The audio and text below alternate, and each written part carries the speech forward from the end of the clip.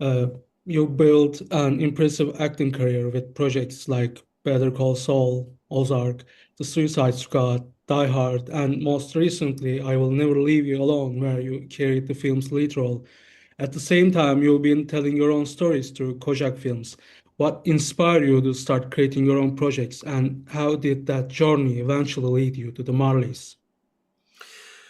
Um, well, it's been a long journey.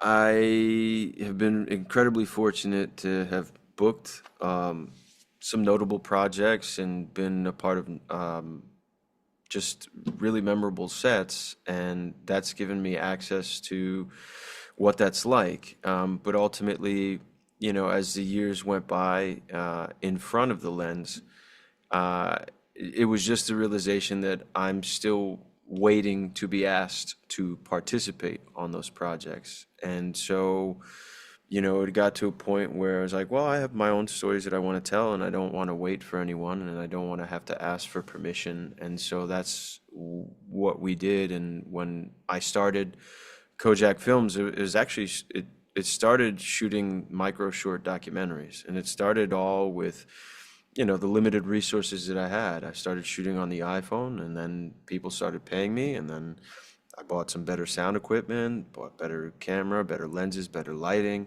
and so on and so forth. And so it was really just this experiment with doing more with less, with what we had, and really at the same time, it afforded me the opportunity to make small mistakes. I think that happens with a lot of filmmakers that set out to make their own work. Is oftentimes what happens is if you raise money for them, there's only so many times you can do that before people stop giving you money. And so I wasn't going to ask for funds for anyone. And so it was just, the knowledge that I accrued in front of the lens and being on these projects and seeing how things worked, and also the access that I had to actors. It was very much the journey of building something and knowing that it was going to be a slow roast and it wasn't going to be this microwave dinner, but it was all with the intentions of leveraging the things that I had learned as an actor in front of the lens and all this on-set experience to carry that over into the narrative and the stories that we wanted to develop and so on and so forth. And so that was a long time coming. And that eventually landed with us developing this web series called Other Things, which is this absurdist dark comedy anthology series. And out of the frequency of doing that, then we were creating more curated stories in the form of short films. And I love the medium of short films as a standalone medium. Not, I mean, it's when you see something conceptual that is in a short format to be something bigger, that's always great. But just the medium of itself, of just a short film and a good short film, I've always enjoyed that. And so that's kind of the long journey and the long road that eventually landed us where the Marleys began. Great, thank you so much. Uh, how did the idea for the Marleys first come to you? Were you drawn to the characters, the world they inhabit, or the central idea you want to explore? Ultimately, what do you feel is at the heart of the Marleys? What story did you most want to tell? Well, um, the idea for the Marleys, or its inception, actually started around a poker game.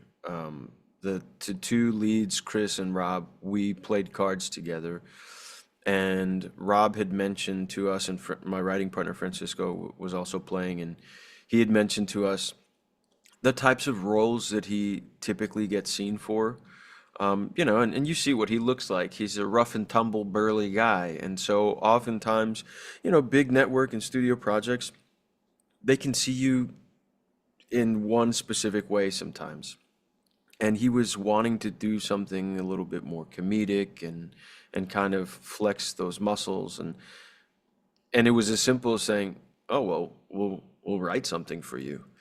And that's how it began. And so then the wheels start turning of, well, what would it be and how would this story come about? And I've always had an affinity for like the underworld and crime stories, and but ultimately it was a story about these two cousins, and it's about family. It's about the pain that sometimes we feel, or the frustration we feel, and we don't have the words, and that is funny sometimes when you see someone get frustrated and you know why they're frustrated and you want them just say what's bothering you. So thinking about those things and all those different dynamics, that's how the Marleys was conceived, and ultimately, it is a story about the acceptance of change, what change means, what it brings about, and how your journey carries on even when something in your life that you thought was a constant is no longer present. And then it has the elements of crime and the elements of family that are all in there. But ultimately, at the end of the day, that was what was at the heart of the exploration, and that's how it was conceived. It was as simple as someone saying something and saying, "Oh, we can do it." Great, thank you so much. Uh, I've always believed that a great short film either tells a story that can only exist in a short format or makes you feel like you witnessed just a small part of a much larger world. Otherwise, it risks feeling like a scene from an unfinished feature. The Marleys remind me of the latter. How do you personally define a successful short film, and where does the Marleys fit within that philosophy?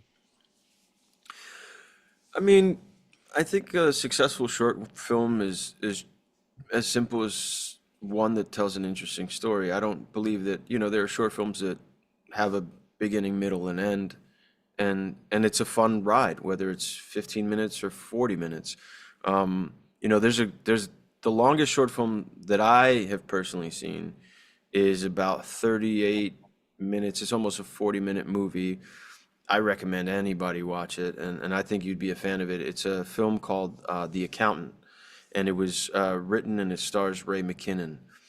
And that's a beautiful short film that's longer than most people are accustomed to watching a short film. But ultimately, I think it's one that has a clear vision of what the story is and executes on that story, whether or not it has a bow on it, or whether or not the life continues afterwards. It's just an honest exploration in the short amount of time that you have. And so, with the Marleys, it very much was our intention to create a world where you're just peering into it. You have a semblance of what it's like and what their family life might be like, but you don't really know. But you still are curious. And ultimately, at the end of the day, you're left asking a lot of questions, and you're left wondering, what does happen after that? And that for us was what we wanted to explore when we created this narrative, because we didn't want the audience is meeting them for the first time, and so we don't want all this exposition or explaining. We just wanted to feel very lived in, and we can tell that these guys love each other in the opening scene when they're in the van and they're busting each other's chops, and just the things that happen when you're around somebody. And it's not even necessarily because they're family, but if you have a coworker that you see every day, you guys have shorthand. There's things that you know about each other, and things that feel very worn in, and very lived in. And so that was our intention, and it was very important for the short amount of time that we had to tell the story, that feel very much like a world that has existed for a long time. As I mentioned in my review, The Marleys never feels like a conventional short film. Instead, it feels as though we step into the middle of a much larger story that had already been unfolding long before the film began. What's creating that sense of a lived-in world, something you intentionally set out to achieve from the very beginning? Yeah, very much so. It very much was that. Again, I didn't want to be introduced. I didn't want to spend the time that we had introducing the elements of the things that they deal with some type of prelude, or having to explain like, oh, this is where they're at now. No, I wanted it to feel like, okay, I very much believe that these guys love each other.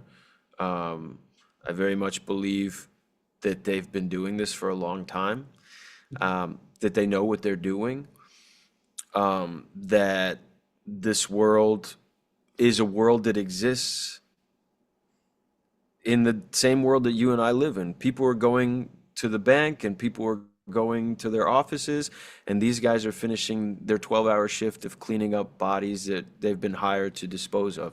And so it was very important that, this kind of blue collar, lived in, punch in, punch out, go to work, I'm with my family, I do this thing, that it feels very much lived in, and that experience was super real without having to explain it all, or just paint in greater details beyond what you were able to perceive and what you were able to see.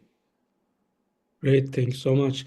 Uh, One of the film's greatest strengths is how naturally it introduces its characters. Rather than relying on exposition, Jimmy and Tommy reveal themselves through everyday conversations, making them feel like real people almost immediately. How did you approach writing those conversations, and how much of that natural rhythm came from collaborating with the actors? I think the beauty of working with Chris and Rob was that they knew each other, and I think that bodes well for chemistry. I playing cards with these guys, and just the little conversation that and the banter that goes back and forth, and playing just like with a group of guys playing, it very much is, nothing is forced, and so I didn't want any element of this to be forced, and so it was less about information and more about behavior. And it was that their distinct voices in the way they handle themselves or the way they communicate with each other, that we establish and give you a feeling of where both of these men are in their lives, independently and with each other.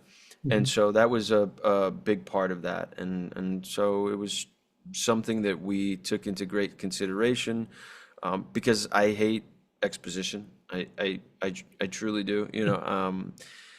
It's the audience is intelligent if you treat them like they're intelligent. They'll Yes. have questions, because where's the curiosity? If I'm explaining everything to you, have I really left or given any space for you to be more curious beyond what I told you? And so it's something that I've never been fond of. And with this in particular, in the world that we created, that it be very naturalistic, and maybe people don't say full sentences, or they don't even need to say anything. And sometimes less is more. And that was just in the build up to this and the development of this, it was very much those conversations with the actors about how long this has been going on, and the nature of their familial relationship, and then the trajectory of where they're going to be going. So, Great, thanks so much. One of the things that impressed me most was how Jimmy and Tommy genuinely felt like two people with years of shared history. How much of that came from the script, and how much developed through the performance of Robert Walker Branchard and Christopher Genovese? yeah, again, both very funny, charming guys in their own right. And I think when you put two guys like that in a van and you shake it up, uh, good things happen. I think that they have great chemistry, between the humor and the tension, and a lot of that came from knowing who I was working with. And we were never chasing humor, in the form of a punchline, but just the funny things that happen when you're spending so much time with someone day after day, especially doing this kind of work. And so, yeah, that was very much a blessing of being able to work with them, and knowing the direction that we wanted to take the characters, and knowing their strengths, and just having a great sense of how they would play off of one another. Great, thanks so much. One of the film's most unforgettable characters is the priest. He comes across as both comforting and deeply unsettling at the same time. And even after we learn about his violent past, his words don't completely lose their meaning. While developing this character with Francisco Breton, what interests you most about creating someone built around those contradictions? I think being human is a contradiction, and Father John is no different. But what Father John has on them are years of experience and wisdom, um, and maybe even jadedness. But it what cuts through is the reality of the life and the experiences that he's had, and so he's able to be a very perceptive sounding board for the things that they're going through. It's the reason why his interactions with Jimmy are so much longer than his interactions with Tommy, because he knows the journey Tommy's on. He's accepted it. And you know, it's as easy as, okay, they're showing up late, so something happened. And then they get there and he sees the way Jimmy is kind of lugging around. And before they get to it, it's like, hey, let me talk to you for a second. And also that those guys can feel comfortable enough to express themselves with him. And, I think there's something to um, his his divine wisdom that allows him to be funny, juxtapose the situation that Tommy's walking into, and he sees, what just finished happening inside, and I think that contradiction and that ability to possess genuine insight is invaluable to these guys, and I think that there's a deep respect for who he is. At the same time, a healthy amount of fear, knowing that a guy who can talk to you as candidly and as funny as he does, to know that he's also capable, of carrying out these deeds, is equally, you'll take him serious in both the life advice he gives to you and the warnings that he gives to you. It's the reason why, there's that moment where Tommy comes up towards the end. He goes, Jesus Christ. And Father John says, you be mindful to not take his name in vain.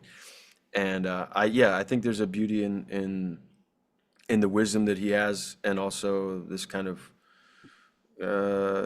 walking contradiction while knowing where he stands. It's a guy who knows his place in the world, and I think he's in the absence of their own fathers, he's this pillar of support and this wonderful, horrific sounding board for them. Great, thanks so much.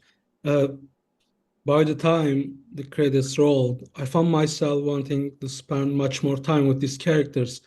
Have you ever imagined returning to the world of the Marleys, perhaps as a feature film or another story set in the same universe? Or do you see this story as complete exactly as it is?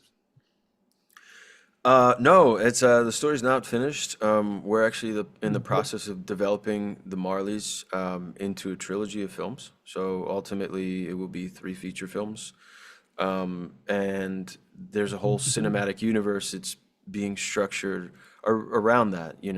There are stories that we're currently developing that exist within the same universe, and some of them fold into the Marleys, while some of these other stories that we're developing are happening at the same time that the Marleys is occurring.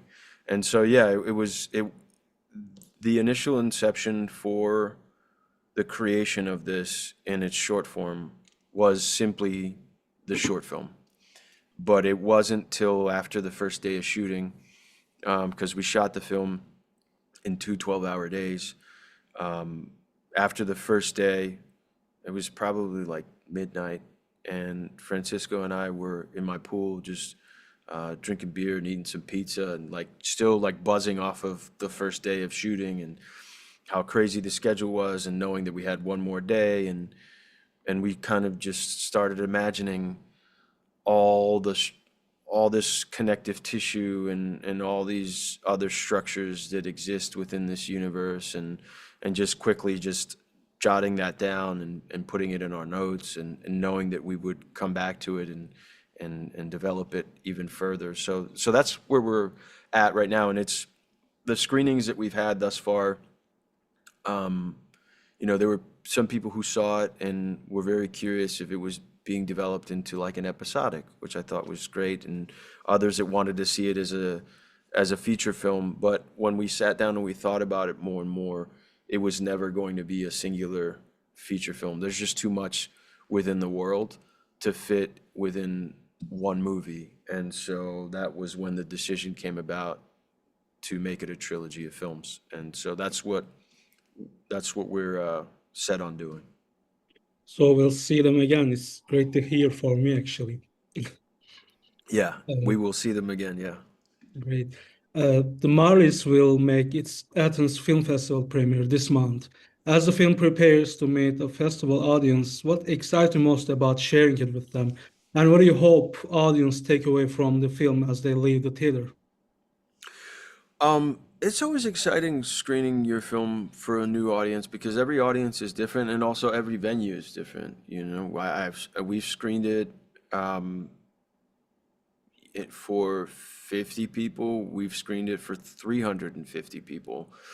And then, we've screened it with people who knew that they were going to watch the Marleys and other people who had no idea. And so it's always beautiful to hear the reactions, the genuine reactions of people who are watching it, not having known what they were going to watch. I had a friend of mine who was screening his feature film, and in their feature, there are priests in the movie. And so I asked him, I said, well, instead of rolling previews before your movie, can we screen the Marleys? And they gave us the opportunity to do that. And it was just wonderful because no one had any idea that they were going to watch a short film before that.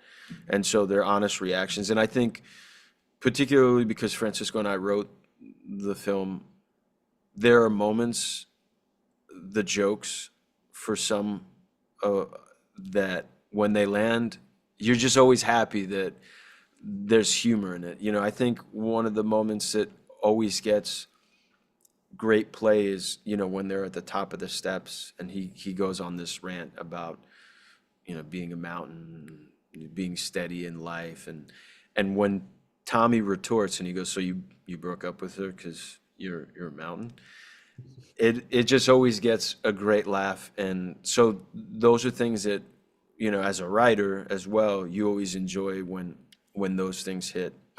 As far as, sharing it in Athens and what I hope the audience walks away from, truly, I mean, I don't have any expectations for what I want them to feel besides wanting more.